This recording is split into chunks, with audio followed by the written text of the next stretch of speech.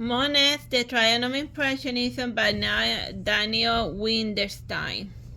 So yeah, like there's a difference between this is the Monet, not the one that painted like Olympia, no, the one that was like into the water lilies and that did a bunch of that did a bunch of like water and reflective surfaces. He also painted other stuff, but early in his career he did like portraits because that's what they would seem that made him money, and he was like more people oriented until he ended up producing a lot of family, until he ended up getting married and well, not so much married, like he became the lover of a married woman, and then he was taking care of the married woman's wife, her husband, etc., etc. But then again, she came into his life after like his wife would die. So then here's like the painting that Monet did of his wife after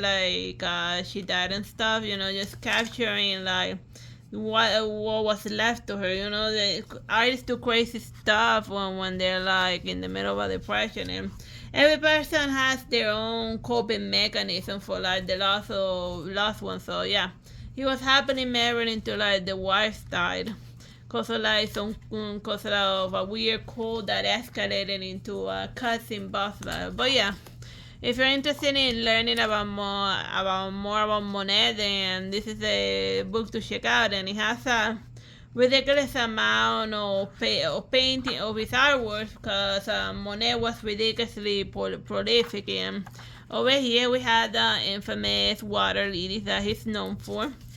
Like they look big in like the book because you zoom in, but if you see them in like the museum, the water lilies like cover like entire walls. You could not so much a painting, it would almost seem like a huge mural.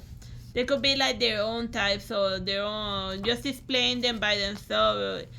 It like completely takes over the wall. So that's a good way to like create like if you can like make fancy crazy acrylic work, you can just grab their attention by Gigantamaxing it, making it as big as possible.